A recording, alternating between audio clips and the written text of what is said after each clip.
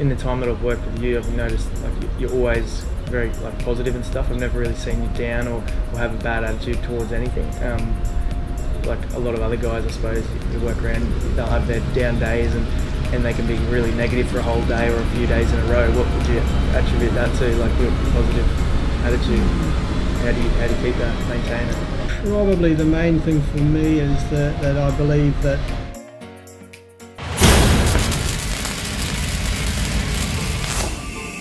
G'day and welcome back to Fit for FIFO and part 2 of Mike Demecki's interview, where this week he shares with us how he maintains his positive attitude even on his darker days. He also talks about his concerns of FIFO work drying up. However, this interview was done a while back when some major projects had just finished, and it appears that FIFO work is about to start ramping up again as resource prices are beginning to change. Though as in all industries, I think this is an important reality to remember. So let's get into it. Here's part 2 with Mike.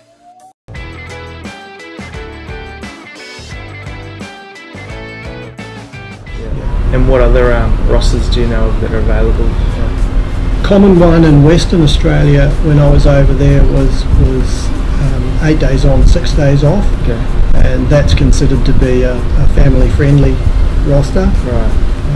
You're only away for a bit over a week and then home for almost a week. So Okay. I think that's quite a good roster, although a lot of time travelling.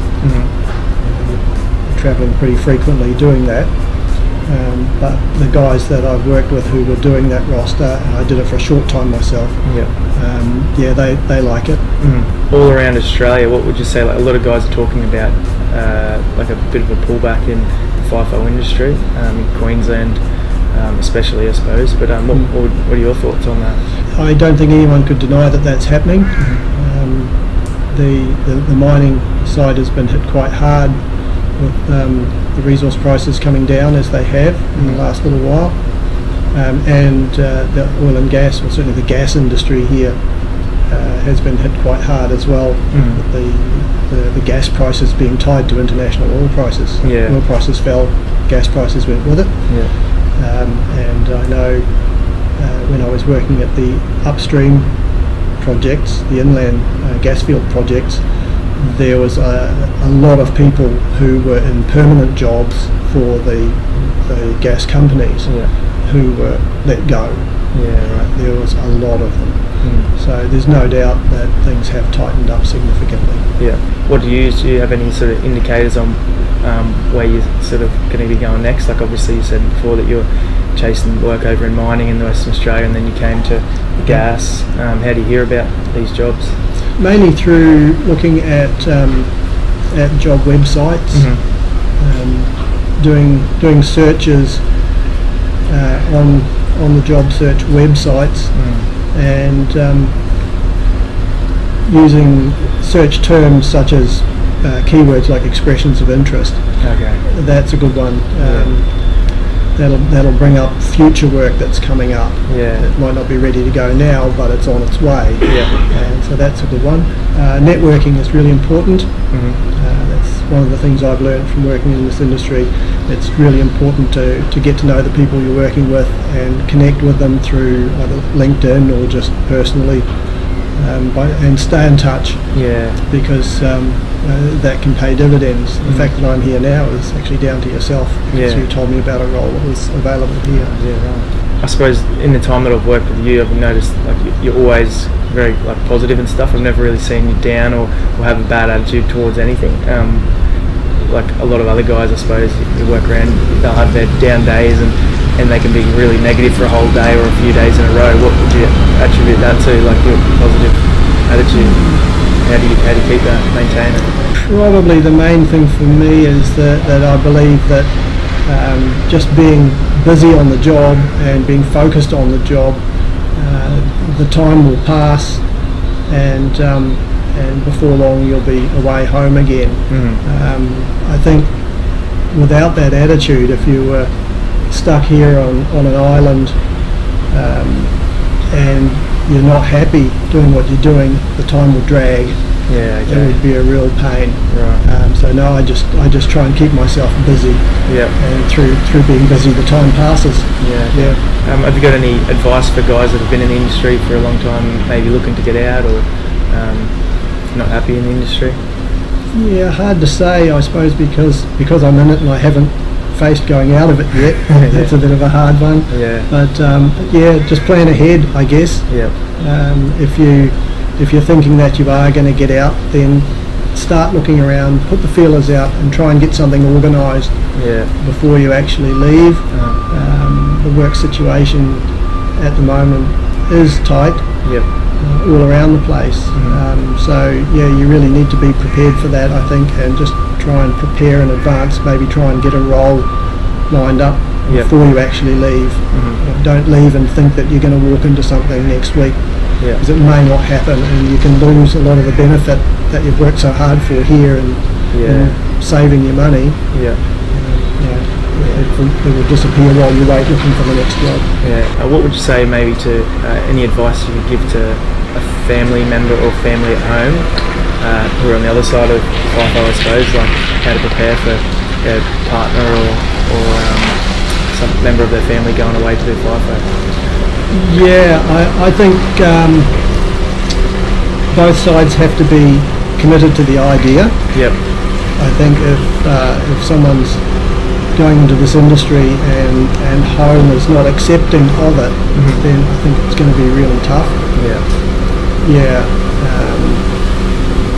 I think that's really important. You have to be aware of what you're going into.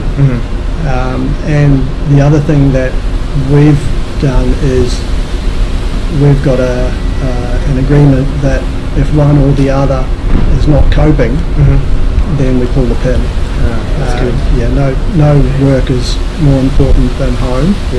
So both sides need to have an escape clause. That's so really good tip. If it's getting too tough, then the agreement has to be there that okay, this is not working. We'll go do something else. That's good. I suppose it keeps us both a bit, I suppose, semi-accountable for each other, to keep each other's happiness at the same time. And another way to do it too is to put time frames around it. We do that. We say, well, okay, we're going to do it for the next 3 months. And at the end of that 3 months, we're going to review it. And are we happy to do another 3 months? Yes, we are. Okay, then on we go. And that way again, there's some light at the end of the tunnel. If you were faced with doing this and thinking it's just going to roll on year after year after year, that could be pretty hard. Entering FIFO, I suppose, or when you're in FIFO, it is you're not the only one to think about. I suppose you got to really have a good think about your family, eh? Absolutely. Because you're part of a team back there, and when you're not there, they're going to struggle for various reasons. There's things that you do and a role that you play there that's missing. So it's hard for them. I feel for the people who go in with small children. That must be hard for them and hard for the kids as well. So you've really got to be aware of what you're going into. That's about it really, I think. Is there anything else you can think of that you'd like to? Just one thing that was a factor for me when I first got into it was I was unprepared in terms of communication with home. I went out to a site out in country Queensland, and I had checked in advance to find out what cell phone coverage was available, and I was told it's Telstra tower at the camp, so there's no problem. That was really great, except that the phone I had at that time was an older phone, and it wouldn't work off that cell phone tower. I think it was a 3G tower, and my phone was an older phone, and so I get to site and hello, no communication, no text messaging, no phoning. And that was a bit tough. I got around it. They did have a phone room at that camp, so I found that out and was able to go and make a call every night doing that. And one more was sometimes in the camps the internet service can be not that flash. And I got to this camp and found that the Wi-Fi, my computer works off Wi-Fi, and there was no Wi-Fi in the camp. You had to plug into a cable to get access. Well, my computer didn't have a plug to plug into, so I had to go and buy a router to make it work. So just things like that. If you can check those in advance so that you can roll up there fully prepared, it just eases the way. There's enough to deal with as it is without having to have those glitches. Yeah, so some of the questions you really need to be asking. Yeah. Find out as much as you can. Yeah. All right. Any other questions that you can think about that you should be asking potential employers? No, just all the usual stuff that you would ask. Just try and gather as much information as you can about it. When they give you a contract to read, a job offer, actually read it. Yeah, okay. Just it pays just to be fully aware of what's in there. Yeah. On next week's episode, we're taking you for another tour, this time of a FIFO camp, so you can see what facilities are on offer. Don't forget to subscribe to our YouTube channel and follow us on Facebook and Instagram to keep up to date with Brad the plumber on his very first FIFO job with his daily updates. Finally, if you have any questions, feedback or comments for Mike or myself, please leave them in the comments box below, and we'll see you on next week's episode. Yeah, that's what it's all about.